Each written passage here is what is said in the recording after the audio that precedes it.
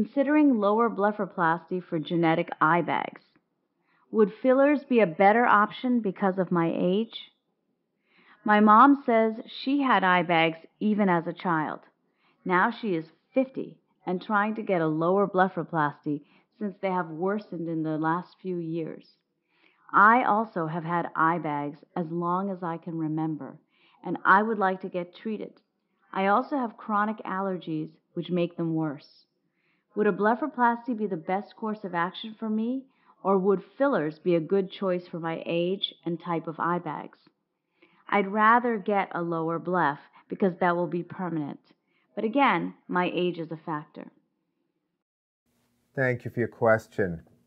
You submitted photos as well as a very good history about your mom at the age of 50 having eye bags looking for blepharoplasty. And your question is whether or not to have the blepharoplasty in the context of you also having allergies, or whether because of your age it's better to do fillers. So I can tell you that as a practicing cosmetic oculofacial plastic surgeon for 20 years, I have operated on people as young as 14 for bags under the eyes.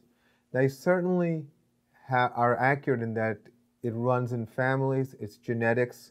I have operated on 3 generations in the same family. And I would suggest to you that there are some key important factors that help you make this decision. The first factor, of course, is how prominent are the bags. Although in your photo it appears that they're relatively prominent, lighting and other factors can impact how three-dimensional the bags are. If the bags are very subtle, then you're talking about maybe being able to camouflage with a filler like Restylane or hyaluronic acid. But if the bags are more prominent and that when you look up, they bulge forward and they're very prominent, then certainly you can consider a lower eyelid blepharoplasty. In a younger person like yourself, I typically would do a transconjunctival blepharoplasty. I'm assuming you already understand that the issue is that you have lower eyelid fat prolapse, so we won't go into the details of what that is.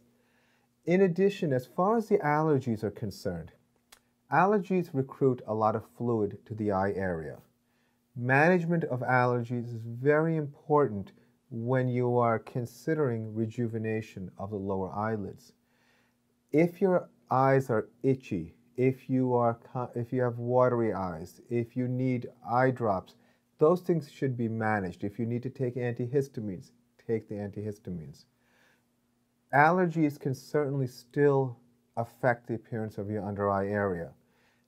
When puffiness is removed, I tell most of my patients who are in similar situations as yourself, once we reduce the bags, even if you have allergies, it typically won't look as puffy than when you did have the fat pockets there. So chances are you'll probably be best served with doing a blepharoplasty as opposed to doing a filler. But again, as I mentioned, three-dimensionality is something that can only be appreciated on physical examination.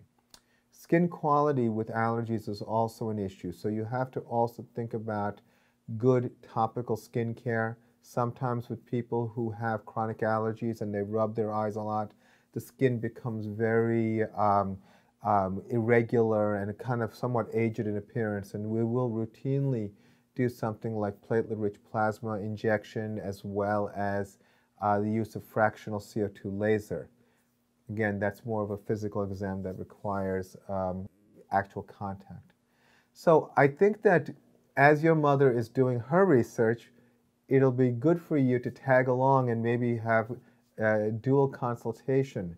I have, of course, you're young, but I recently did facelifts and eyes on a mother and daughter, and they actually supported each other very nicely during their healing process. And so it's something that might be worth considering when you do your consultation.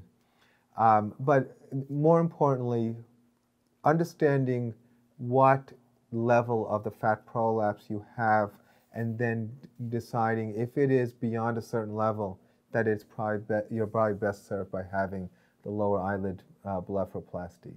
So I wish you the best of luck. I hope that was helpful, and thank you for your question.